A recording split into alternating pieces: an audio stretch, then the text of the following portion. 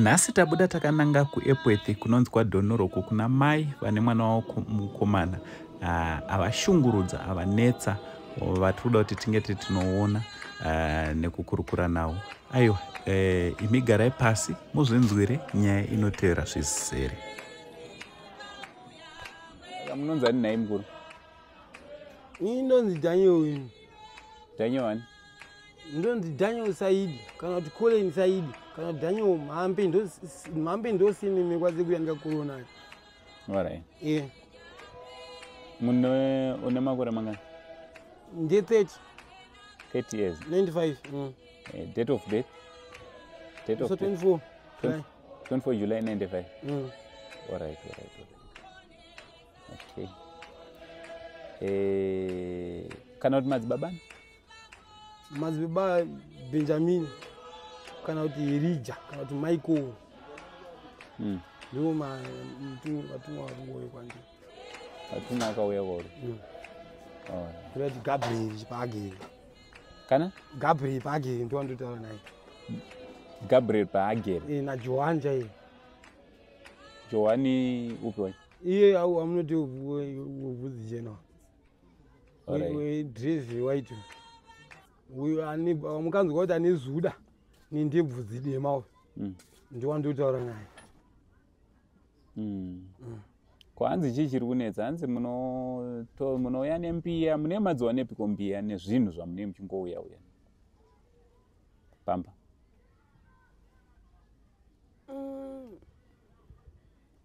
Baba. Na hangu handina chandingakuudze iyo pamusoro shoko. Kasi pamusoro shoko pandingakuudze inini ndingatare ndichiti munyika ino dai mandiwiriwo nemota yakadai pamwe maindiyamura kudai rangu tikunzwisisana. Motikari yakadai yakadai so.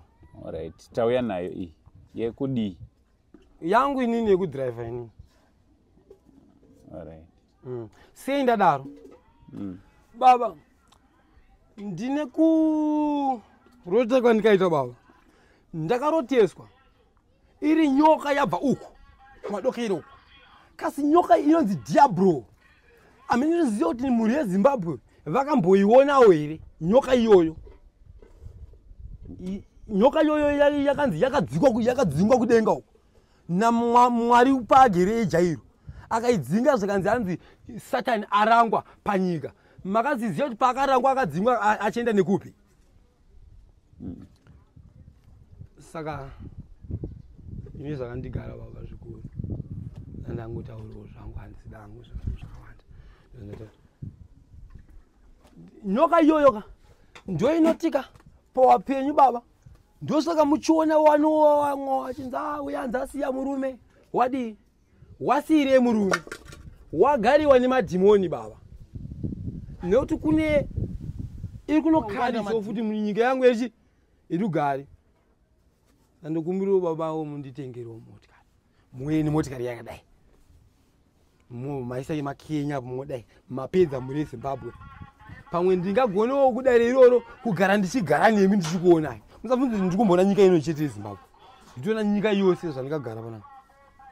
Mune license? Ndio driver zvakadaro. Ndina ndiri mwana womupurisa. Makabvunza ivo maya baba vakandibereka vachina ivo anzi anga ari mupurisa aitiwo zvemadepartment. Saka mwana womupurisa anzi afambi mahara anodhiraivhirwa kauya neshamwari vadare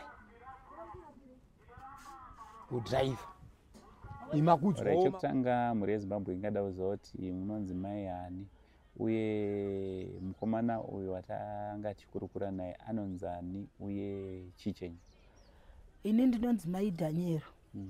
Mukomana wangu uyu ndiye mukomana wangu wokupedzisira wenumber 3. Mukomana iyeyu ndiye ane dambudziko randinaro randari kukumbira mumhuri yeZimbabwe kuti ndikwanise kubatsirwawo raanenge achiita. Alright, anonzani? Anenzi Daniel Mambe. Daniel Mambe. Ane makore mangani? Ane 30, akukwanisa 30 musi wa 24 July. Alright. Chii chakaitika kumukomana? Mukomana mazuva ekutanga mwana wangu yaita upenyu hwekushandira vanhu mudzimba dzavo dzokunofudza mombe.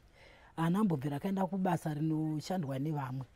Saka kwaakapedzera kushanda kuBeatrice uku, ndiye mwana aitondibatsira zvikuru, achiuya achitondipa shuga, achinditengera kana mafuta kana chii. Mwana iyeye wandinaye panoyo aindibatsira, kana vanhu vemuno munharaunda vese vanotoziva kuti mwana uyu aindibatsira. But ndazonzwa kuti mwana warwara, ndibva ndakwanisa kutsvaga tumari kuti ndiende kuBeatrice. Ndakaenda ini ndikaona, ndakatombomushaya kushaya kuziva kuti ndiye mwana wangu. Ndibva ndazosvika kumuwana, ndikati nhaiwe Dhaniero, ndo upenyu hwauri kurarama abva paye paaishanda aendewo pamwe paakanga akugara. Ndibva ndasvika pakutora mwana kuuya naye pano. Varama wangu munin'ina womurume wangu, munin'ina wangu inini murume wake, ndikati pamwe mwana aita dambudziko rechirwere, endesai kuchipatara semwana mukomana. Vakamutora nebhara nokuti mwana akanga asisibo kufamba. Ndopaakatakurwa nebhara mwana ndokuendeswa kuchipatara kuDombo. Asvika ikoko mwana akanoonekwa asina kana chirwere chaainacho.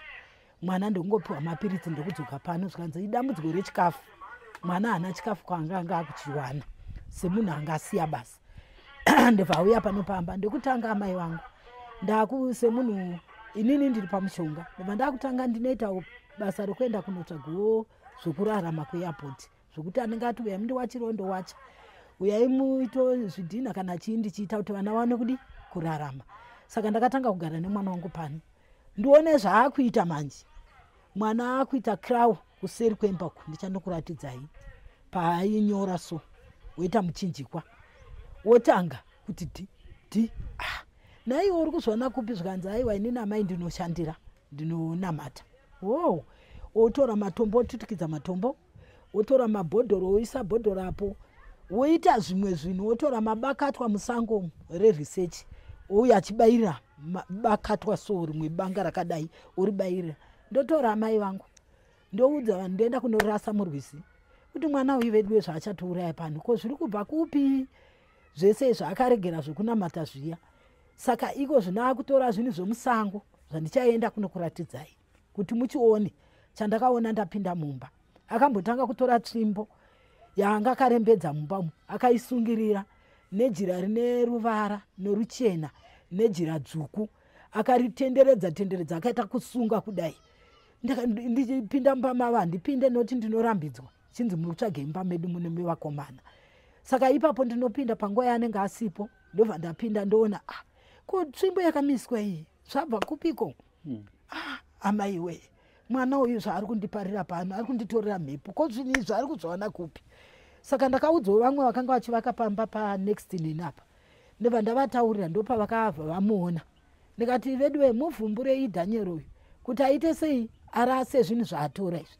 Vai vakabva vamuchikidzira, ndobva vatomuti uri kutotsvagwa nevanhu vakatora zvinhu izvozvo, kurumidza kunorasa. Akabva azvitora nokutya mapurisa akacherera apa panapa munda mangu pane kanhu kamuri kuonako.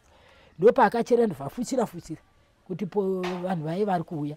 Ininiwo zvisineiwo ameno ndaite ndobva ndaona kuti apa panhu paita sei pacherwa pane chinhu chaiswa. Ndobva ndaona pakafuchirwa machiraye netsvimbo iya, ndobva ndazvitora ndokuisa musaga, anga riri gore rakapera. Ndobva ndaisa musaga ndokubata nepepa reshuga, ndobva ndamwaya sauti nazvokurukova iye asipo, ndokuenda kukarwizuku. Ndobva ndanoti aiwa ina handina chandakakutadzirai, ini ndisiyeiwo. Ndobva ndasvika ndamurwizi ndokusiya imomo. Zvakaita potsi auya futi watora zvimwe futi wasungira tuchira tutsvuku, waisungira kamwe kanenge kadhori kaya kakarembera kudai mumba imomo. Naiwe Dhani, semwana anondivumbura wandisingagoni kutaura naye, ndobva abvisa. Saka iko zvino marimwe zuro chaiwaya ndopandakaona ndakutora mapureti, iye abuda neumwe mukomana asingatauri. Ndakupinda mumba muya ndakutora mapureti ekuti ndisuke, ndokuona pakona mumba mave imomo. Ndikati ko chinhu chitsvuku icho chakasungirirwa chiko? Ndobva ndapinda mumba muya, ndobva ndamira pamubhedha, ndobva ndatora chimuti ndokuchijokonya kudai, ndobva chadonha pasi. Chinhu chandakaona ichocho chinhu chinototyisa so chakadai, chine zvuma chakaiswa kanikiresi kunge chine tiziso. Ndobva ndikati Mwari, mwana uyu atanga zvakare, kocha anditorera ichi chii? Ndo pandakabva ndanhonga nekachira, ndobva ndaenda nacho pandichanokuratidzai pandakachiisa, ndobva ndanoisa ipapo, ndobva ndachivhara. Saka nhasi usiku hanhasi mwana uyu watanga kupopota akati, makatora nyanga yangu.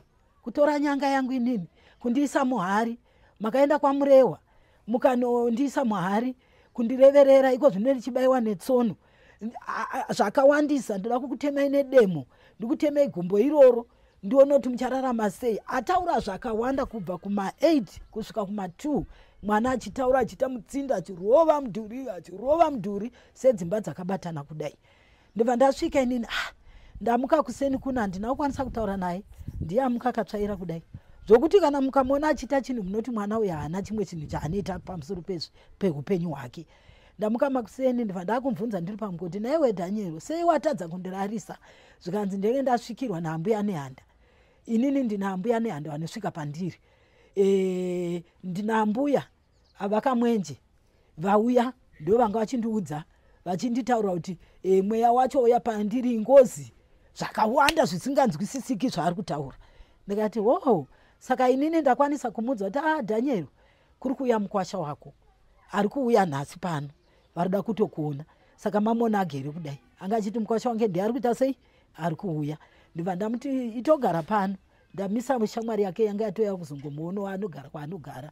Ndibva ndamuti Padhi, garai pano, ndiri kuuya maimhanji, ndikuenda notambira mukwasha. Saka iye amira achiti mukwasha ari kuita sei, ari kuuya. Ndokuuya kwamaita kwandauya nemi, kuuya kwandaita nemi kudai, ndio mamira andogara zvakawandisa. Hari nehari dzimbiya dziye dzekumasowe dzese anotora achipwanya, angave machira zvakawandisa zvokuti ndikadaidza vavakidzani vanokutaurirai mamiriro andinoitirwa. Saka inini ndine kakufungisisa kari kundinetsa zuva nezuva. Ndiri kushupika kuti upenyu hwangu uri kuenda kupi, uri kuenda kupi upenyu hwangu. Ndichasiya vana vangu vachitambura asingatauri, ndiwandinonyanyochema pamusoro pake. Hama dzangu ndinoedza kudzitaurira pamusoro pekurarama kwandiri kuita pamusoro pevana ivavo vandinawo, asi hakuna. Vanenge vachinditi sisi zvitambirei, mabhirwa makaitwa naMwari. Ndikati ko mukandona ndakaurayiwa mumba, munosvika papi? Mandoona ndakafira mumba, nekuti hapana, ndinoenda kumasowe, ndinoenda kunoshandirwawo, ndichiti pamwe ndinogona kupiwa kuti pamwe zvinoganuka, asi hakuna. Ndinopiwa matombo, ndonzi endai munogeza, kana kupiwa buti endai munogeza, zvinoganuka imhepo.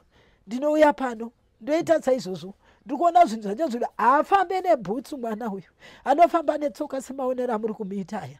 Kana akafamba papi nepapi itsoka chete. Kana kunga nyange wakaedza kuti umutsure kwandiri, ndinotoita baka, anondivhurira ziso hombe. Pamba pano pandinogara pasi pangu, ndotovawo munhu anotongochengetawo kuti baba, handikada kutaura history yangu yakatokurisa youpenyu hwangu hwekurarama kwandinoita. Handina papi, ndiri kuchema chete kuti Mwari, ndichaita sei pamusoro pevana vamakandipa. Havana baba, ndakarambwa ndine nhumbu. Saka ndichava papi inini pamusoro pemhuri yandakapiwa. Saka ndokuchema kwandiri kuita mumhuri yeZimbabwe, ndokuchema kwandiri kuita. Handina pfungwa dzangu dzese dziri pandangariro. Munongoziva munhu kana akunwa mushonga, chero zuva nhasi unogona kungofa, asi vana wavasiyirei? Hapana nhaka yandavasiyira. Saka handiri panguva yakaoma mhuri yeZimbabwe, ndiri panguva yakaoma. Saka zvinhu zvake zvichamanga muchireva chiri kupi? Ndinonokuratidzai. Chiripo, ndinonokuratidzai. Chiripo, muchione, munochiona ipapa. Ndo paakakachera apa, ndo payakanga iri tsvimbo yacho nemachira iwayo. Ndikazvibvisa, anga akachera ipapa pagadheni, ndikazvibvisa ndikangobata, kungoti handizivi kuti ndoita sei, nokuti hapana hama dzangu kuti ndine anondibatsira, hapana. mai vakafa. Baba vangu vakaroora umwe mukadzi wavo. Handini mwana wokutanga. Handina wokuti ndinoti anondibatsira kuti uyu. Vanenge vachingoti aiwa vana ivavo ingoisai chete kuna Mwari, namatai. Ndinonamata zuva rega rega. Ndichingoti Mwari, ndinosvika kupi neupenyu hwandiri kurarama. Munoona kana nepavari kurara kuti pakamira sei, munongozvionera mimi. Hanzi mundisire kanaka kusvika madzoka. Hande munotanga mandaradza pakara. Alright. Mbozi nyaya yapo yaye kuti yaye chibaba baba. Yekuratidza kuti mwana naina mate weMwari wake paagere. Hapana kuroya kwaita sei? Kwaita. Funga apa ndo pandai batsiro vanhu nanhasi uno. Vanhu vanouyo vachisecherwa ipapa. Pamunoona tofunga muona matangira mukona muchinjikwa uyu. Uchinoperera apo pakaperera chicho chiningiro chiruva icho. Funga uyu muchinjikwa uri apa uyu. Hapana chakachererwa zvokuti makatora kana chamunotora kana badza hapana chakachererwa. Ndinotopfugama Mwari paagere. Handibate kana chemidzi cheruviri chipi chandinobata. Ndinotoona matoo yeKristu paagere uyu. Icho chemo baba kuti makauya nayo mota iyi yeblue ndoyandiri kuda. Kwete yewhite, ndoda yeblue yepati yakaita sei iri yeblue. Aiwa, ndinokutenda. Ite pipi iyo imota. Iyi. It's type iti makolola mano. Okay. Saka ini ndikudowo yakadai, but iri yeblue. Ndikuratidzei Mwari wenyu paagere. Muzonoti munhu anga asinganamate zvinhu zvemushonga. Ndichakuratidzai, ndakupenyerei ndakuti makamusuwa munoya nemota iyi tobva tapenyera Mwari paagere kuti uyo Mwari wahozana. Saka rubatsiro rwamuri kuda kune vari kuona video rinoiri rungava ruri rubatsiro rwei? Ndikukumbirawo mhuri yeZimbabwe kuti kana paine vanokwanisa kundiita kuti vandishandirewo mwana uyu tese nemhuri yangu kuti ndibatsirwewo kuti mwana uyu aite zvakanaka. Chero vangave vapi vanoziva kuti vanokwanisa kubatsira. Handina chandinacho, ndongovawo munhu. Handina kana inenzi mari kana chii, handina. Kundibatsirawo zvavo nerudo rwavo ndinokumbirawo. Nokuti izvezvi kana kungave kunzi kupfeka chaiko kana kufuka magumbezi chaiko, ndikutoshaya kuti ndichaita sei pamusoro pekuti nguva ino izvezvi yatakutenda yakatooma. Handina, ndakarambwa. Vana chiri vadiki diki chaivo. Vandanza hatina zvirema mumusha, hatiberekerwa chirema, hatina chirema musha medu. Ndikarera ndega. Handina anondibatsira kana kuti anonditengera sauti kana chii. Kunzwa kwokuenda kungonopema musha mevamwe vanhu. Mandiona izvezvi ndichinhonga tunyemba iti kuti ndiwane kuisa pamoto tekuti ndiwane kubikira vana vacho. Mwana wacho izvezvi ndikasara izvezvi kusara kwandikuita pano. Dzinenge dzichirova nyasha dzaMwari kuti ndimutore kuti hande kana kunoshandirwa haabvume. Handizive kuti ndinoitawo sei mhuri yeZimbabwe. Saka ndikuchemawo mhuri yeZimbabwe kuti ndibatsire ivo. Kana paine zviripo ndobatsirwa mwana aite zvakanaka. Angave madhiragisi here kana kungave zvipatara here kana chingave chii, handichaziva ini pamusoro pemwana wangu. Handichazivi. Mumwe wacho madhova kuti mamona asipo akura. Atova kuma40 years ndiye wokutanga wa85 musi wa10 December ndiye wokutangisisa mwana wangu iye akaremara. Aenda kumashopu uko. Tauri ndiye wandinotya mukati memba uko. Zvokuti daa kuburitsira banga nebanga izvo zvaina ipo pai. Saka ipo pai kuti muripiwe pamwe hamutoripiwe, mangozvionerawo mega. Pamwe hamutoripiwe. Ndinotya kuti mwana iye waari kurara naye kunoedza here kwakamubaya. Ko iyeni pano ndakatombobatirwa rimwe zuva kunzi ndinokurova imi. Ndokurova uye ndonovigwa kwaZinyengeri uko. Handionekwa saamai kana sechi, hapana. Saka ndikukumbira mhuri mweZimbabwe kuti ndibatsire iwo pamusoro pedambudziko randinaro. Aiwa, tinotenda kuti mhuri yeZimbabwe ichabatsirana nemi. Namba dzavo ndo dzataisa pascreen. Enewo pamungadai kuvapa munokwanisa kuvabata pafoni namba dzatakupai idzo. Tinongotenda kuti muchabatsirwa nemhuri yeZimbabwe. sokutaura kwamaita kudai. Zvongo. Aiwa, tinotenda mhuri yeZimbabwe from Uncle Saint. Nhasi tiri kunoku kunonzi kwaDonoro hanzi kwaDonoro hanzi kuEpworth. Ndokwatiri kunoku, ndokwatauya mushure mekunge vatibata vakati chimbouyai muzombonzwawo nekuona dambudziko randinaro. Ndosaka tauya panapa tikakurukura navo. Hama dzangu, kana munhu achema kwatiri isusu ngatinzwewo kuchema kwavo tinge tiri tinomira navo padambudziko ravainaro. Chingava chipi nechipi chaungada kubatsira navo, wovabata panhamba dzavo. Maita enyu mama? Tinotenda kuti zvinoita zvakanaka. Ndinotenda mwana wangu, ndinotenda. Mwari akubatsirei, akuropafadzei nemafambiro amaita nepeturu yenyu yamashandisa. Ndinokutendai zvangu. Ndinotenda. All right, from Uncle Saint, St. Eve Crew for now. It's much love.